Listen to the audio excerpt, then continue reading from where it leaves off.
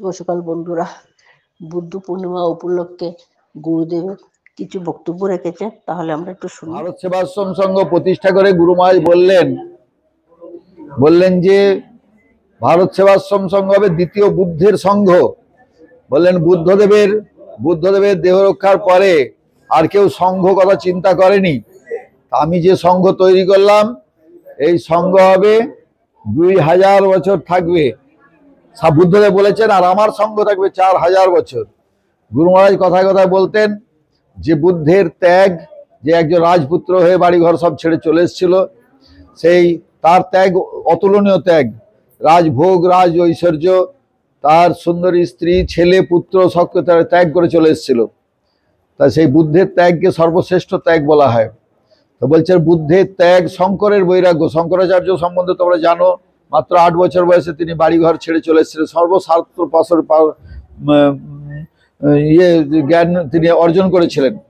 তিনি মাত্র 16 বছর তার পরমায়ু ছিল। পরবর্তীকালে আর 16 বছর, এই 32 বছর বয়সে তিনি কি করছেন, এই 4টে ধাম তৈরি করেছিলেন এবং ভারতবর্ষকে ধর্মের যে ভিত্তিতে গঠন করেছে। আমরা যে কুম্ভ মেলায় যাই, সমস্ত তখন এই সাধু সমাজ ছিন্ন বিচ্ছিন্ন ছিল। তা তিনি কি করলেন, দশনামী সম্প্রদায় তৈরি করলেন। দশনামী সম্প্রদায় তৈরি করে সমস্ত সাধুদেরকে 10টা সম্প্রদায় বেঁধে দিলেন। যারা পাহাড়ের ভেতর গিরিতে বাস করতো, অর্থাৎ পাহাড়ে বাস করতো, তারা হলো গিরি উপাধি দেখবে। যেমন রামকৃষ্ণদেব কার কাছে দীক্ষা নিয়েছিলেন? পুরীর কাছ থেকে। তিনি পুরবাসী, অর্থাৎ তিনি গ্রামে শহরের মধ্যে মধ্যে বাস করতেন, তিনি তোতাপুরী। যেমন ভোলানন্দ গিরি, তিনি গিরিবাসী ছিলেন। তো এরকম গিরি, পুরী, বন, সরস্বতী, যেমন গৌড় মঠের এগুলো সরস্বতী আছে, ভারতী আছে, এইরকম 10টা সম্প্রদায় তৈরি করে 10টা সম্প্রদায় দেখবে। কুম্ভ মেলায় গেলে 10টা সম্প্রদায় যে যেখানে থাকুক না কেন, তারা ওই এক এক সম্প্রদায় জুড়ে যায়, যে তারা স্নান করতে যায় এই সাধুরা। তাই এই শঙ্করাচার্য এইগুলোকে করে গেছিলেন। আর আমাদের হিন্দু ধর্মটাকে একটা সিস্টেমের মতো বেঁধে দিয়েছিলেন। তার আগে বুদ্ধ ধর্মের প্রবল প্রভাব ছিল। এটা শঙ্করাচার্য এসে কি করলেন, হিন্দু ধর্মের আবার জাগরণের সব ব্যবস্থা করলেন। তার আগে অহিংসা নীতিতে কি হচ্ছিল, আমাদের দেশে সমস্ত ওই যারা দুষ্ট দুর্বৃত্ত তারা পেয়ে বসছিল, এরা অহিংসা নীতি, আর দেশটা ক্রমশ দেশের মানুষ, দেশের রাজা রাজত্ব সব চলে যাচ্ছিল। তারপরে তিনি কি করলেন, বললেন চৈতন্যের প্রেম, চৈতন্য মহাপ্রভু তার প্রেম, তিনি হরে কৃষ্ণ বললেই চোখ দিয়ে ঝরঝর করে জল পড়তো। তার প্রেমে মানে অতুলনীয় প্রেম। তাকে বেত্রাঘাত করছে সেই পুরীতে, সেই রাজা। তারপরেও তিনি কি করছে, 32 বাজারে নিয়ে গেছে, যে তথাপি তিনি ছাল চামড়া উঠে যাচ্ছে না। এটা ইয়েকে করেছেন, তার যে শিষ্য জবন হরিদাসকে করেছিলেন। সেই জবন হরিদাসকেও তিনি কি করছেন, যখন তুই মারা যাবে, জবন হরিদাসকে বলছেন যে তুই এক কাজ করবি। জবন হরিদাস তাকে বলছে, যখন সেই কি বন আছে সেখানে থাকছেন, চৈতন্য মহাপ্রভু প্রতিদিন সমুদ্র স্নান করে জগন্নাথ দর্শন করে ওখানে আসতেন, এসে তাকে দর্শন। তখন বলছে, প্রভু একটাই আমার নিবেদন। হিন্দু সমাজ তাকে গ্রহণ করেনি, যেহেতু মুসলমান ছিল। সে 3 লক্ষ হরিনাম করতেন তিনি বলছেন, যখন আমার মৃত্যু হবে তখন তোমার চরণটা আমার বুকের উপর রাখবে, আমি সেই অবস্থাতে আমার যেন মৃত্যু হয়, তুমি আমার প্রাণটাকে আকর্ষণ করে নেবে। তার যেদিন জবন হরিদাস দেহ রক্ষা করবেন, সেদিন কি করছে, ওই মহাপ্রভু এসেছেন কীর্তন নিয়ে, এসে করছে কি বসেছেন, তার চরণটা রেখেছেন তার বুকের উপর, এবার তার চরণটাকে আকর্ষণ, তার প্রাণটাকে আকর্ষণ করেছেন। এইভাবে জবন হরিদাসের মৃত্যু হয়েছিল। তিনি তাকে কোলে নিজে তাকে শ্মশানে সৎকার করা, সেগুলো সমস্ত করেছিলেন। তাই এই বুদ্ধের ত্যাগ, শঙ্করের বৈরাগ্য, চৈতন্যের প্রেম, সমন্বিত শক্তি আমার শক্তি। বলছে বুদ্ধদেব বলেছেন তার সঙ্গ থাকবে 2000 বছর, আমার সঙ্গ থাকবে 4000 বছর। বললেন আমি যে পথ দেখাচ্ছি এছাড়া অন্য কোনো পথ নেই। বললেন আজকে যদি ব্যাস, বশিষ্ঠ, বাল্মীকি, সুক, শ্রমিক, শঙ্করাচার্য, জনক, যুধিষ্ঠির, রামচন্দ্র, কৃষ্ণ, ভীষ্ম, ধনঞ্জয়রা যদি থাকতেন, তাহলে বুঝতে পারতেন আমি কে, আমি কি জন্য এসেছি। এই যুগের তপস্যা আমি করে রেখেছি। তাই গুরু মহারাজ বুদ্ধদেবকে সেই প্রাধান্য দিয়েছেন। সংঘ, সেই বুদ্ধদেবের যে সংঘ, সেই সংঘ মিলিত শক্তি, তার ব্যবস্থা করে গেছেন। এই হচ্ছে বুদ্ধদেবের গহনা। অনেক ঘটনা আছে, সেগুলো বলতে গেলে সময় যাবে। তা আমরা বুদ্ধদেবের সেই জানি যে যখন সেই নগর পরিক্রমায় বেরিয়েছিল, যখন রাজপুত্র হয়েছিল, যখন সে বুদ্ধত্ব গ্রহণ করতে যাচ্ছে, তিনি কি করছেন, রথে করে বেরিয়েছেন। রথে করে বেরিয়ে তিনি কি করছেন, নগর পরিক্রমা করছেন। তখন রাজার পুত্র পালকিতে করে যাচ্ছেন, যাচ্ছেন ওই রথে করে। যেতে যেতে দেখছেন যে একটা মানুষ একদম এরকম খুঁড়ে ইয়ে করছে।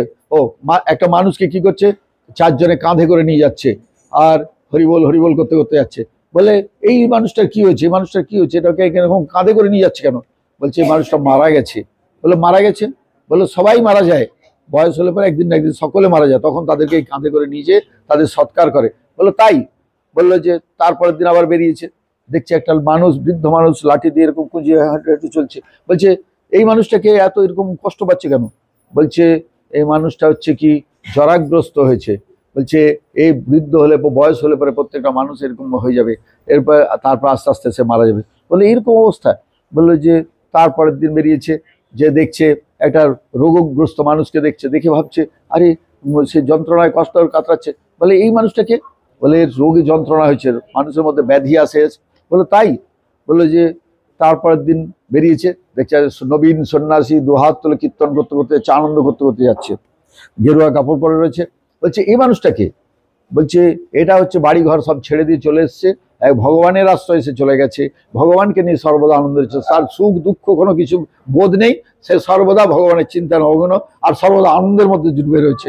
ভগবান তো সচ্চিদানন্দ, তিনি সৎ, তিনি চেতন স্বরূপ, প্রাণস্বরূপ, তিনি আনন্দ স্বরূপ, তিনি আনন্দ স্বরূপ হয়ে গেছেন। এই শোনার পরে তিনি কি করেছেন, বাড়ি ছেড়ে তিনি কি করলেন, সন্ন্যাস গ্রহণ করেছিলেন। তাই বুদ্ধদেব তার যে ধর্ম, আমরা দেখেছি পৃথিবীর প্রায় 2/3 বৌদ্ধ ধর্মের প্রচার প্রসার ঘটেছিল, এবং সেই বৌদ্ধ ধর্ম একদিন কি করেছিল, যে আজকে আমরা দেখতে পাই বিরাট বিরাট সমস্ত বৌদ্ধ মূর্তি পাহাড়ের সঙ্গে খোদাই করা রয়েছে। বৌদ্ধ ধর্ম অহিংসা ধর্ম, সেই অহিংসা ধর্মের মধ্যে আমরা দেখেছি যে আমাদের হর্ষবর্ধন, তিনি বৌদ্ধ ধর্মে দেখে তিনি প্রতি বছর বা বছরে একবার কি করতো, তার যত সম্পত্তি আছে গরিবদের মধ্যে, প্রজাদের মধ্যে দান করে দিতেন। আমরা দেখেছি যে রাজা অশোক, তিনি সেই কলিঙ্গ যুদ্ধতে অনেক সৈন্যকে হত্যা করেছেন, অনেক মানুষ হত্যা হয়েছে, তারপর তিনি কি করলেন, বৌদ্ধ ধর্ম গ্রহণ করে তিনি অহিংস নীতি গ্রহণ করলেন।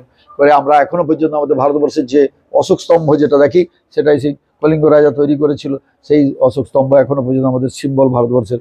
তা বুদ্ধদেব এইভাবে কি করেছেন, কি তখন একটা যে ধর্মমতের প্রচার করে গেলেন।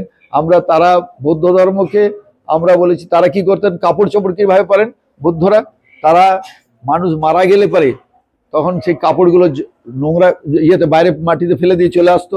এই মাটিগুলো কি করতো, কাপড়গুলো আস্তে আস্তে মাটির রং হয়ে যেত। এই কাপড়গুলো দেখবেন, সেই কাপড়গুলো তারা করতে গিয়ে ছেঁড়া কাপড় ছিঁড়ে তারপর সেগুলোকে সেলাই করে করে সেগুলোকে পরে। এখনো পর্যন্ত দেখবেন ওদের যে কাপড়ের রং, ওই মাটির রং তারা ব্যবহার করে। তা এই সমস্ত যে বৌদ্ধ ধর্মের যে সমস্ত অহিংসাবাদ আজকে সমস্ত বিশ্বকে পথ দেখিয়েছিল, তা কিন্তু মানুষের মধ্যে ভালো মন্দ আছে, সেই জন্যে বর্তমান যুগে দেখছে অহিংস নীতি। গুরু মহারাজ বললেন যে অহিংসা ভালো, কিন্তু সর্বক্ষেত্রে ভালো নয়। বলছে যে লোকটা অন্যায় করছে তাকে কিন্তু তুমি যদি হত্যা করো, বধ করো, তাতে তোমার কোনো কিছু পাপ হবে না। বলছে কেউ যদি তোমাকে হত্যা করছে, যে তোমার যদি গুরু হয়, তোমার পিতামাতা হয়, তোমার বন্ধু হয়, তোমার আত্মীয় হয়, তাহলে কি বলে তাকে বধযোগ্য, তাকে তুমি মেরে ফেলতে পারো। যদি মহিলা হয় তবু কাউকে ছাড়ার কথা নয়, তুমি মারতে পারো। তা আমাদের শাস্ত্র বলেছে, উনি তো সবাইকে অহিংসা নীতি করতে করতে সমস্ত জায়গা আমাদের কি হয়েছিল, আস্তে আস্তে সমস্ত দখল করে নিল, সমস্ত যারা বহিঃশত্রু এই সমস্ত এসছে। তা সেই যাই হোক, আজকে সেই বুদ্ধ পূর্ণিমার দিনে আমরা ছোট্ট করে তার চিন্তা ভাবনা, তার স্মরণ মনন করলাম। আমরা ভগবান বুদ্ধকে আমরা 10 অবতারের মধ্যে এক অবতার হিসাবে ধরি। আমরা দেখবে 10 অবতার স্তোত্রের মধ্যে রয়েছে যে ভগবান বুদ্ধের কথা বলা হয়েছে। তা এই বুদ্ধদেবকে গুরু মহারাজও সম্মান দিয়েছেন, মর্যাদা প্রদান করেছেন। এবং বুদ্ধদেবকে আমরা দেখেছি রবীন্দ্রনাথ ঠাকুর বুদ্ধদেবের বাণী, বুদ্ধদেবের চিন্তা ভাবনাগুলোকে কত ইয়ে দিয়েছে। স্বামী বিবেকানন্দ তিনিও বুদ্ধদেবকে অনেক প্রাধান্য দিয়েছেন। তা বুদ্ধদেব আমাদের হচ্ছে আদর্শ, আমাদের জীবনের একটা, তার কি বলবো, এইরকম একজন মহাপুরুষ, জ্ঞানী, সেই তিনি তার মতো। বুদ্ধ ধর্মের অবস্থাটা কি হলো, সবচেয়ে অসুবিধাটা শেষ হলো কি, যে বৌদ্ধ ধর্মে বিয়ের পিঁড়িতে বসেছে, বিয়ে হবে ছেলেটার, তুলে নিয়ে চলে এসে তাকে কি করতো, সন্ন্যাস দিয়ে দিত। তাই বৌদ্ধ ধর্মে মানে না, এই তো কিছু নেই, একমাত্র হচ্ছে ভগবান, একমাত্র জ্ঞান অর্জন করাই জীবনের লক্ষ্য। তুমি এই যে মানুষে জন্মগ্রহণ করছো, লক্ষ লক্ষবার জন্মেছো মরেছো, কিন্তু মানুষের একটাই লক্ষ্য হচ্ছে ভগবানকে পাওয়া। ওইসব ছেড়ে দাও, বিয়ে করতে পারো, চলে যাও, এইভাবে সমস্ত তখন তুলে নিয়ে চলে আসতো। এইভাবে বৌদ্ধ ধর্মের অনেক দেখবে সাধু সন্ন্যাসী, ছোট ছোট বাচ্চা বড় সবকে দেখতে পাও, তাদের ত্যাগ তিতিক্ষা আমাদের কাছে অনেক শিক্ষণীয় বিষয়। তা সেই আজকে আমরা গুরু মহারাজের সাথে সাথে ভগবান বুদ্ধদেবের শুভ আশীর্বাদ কামনা করে আমার বক্তব্য এখানে শেষ করছি।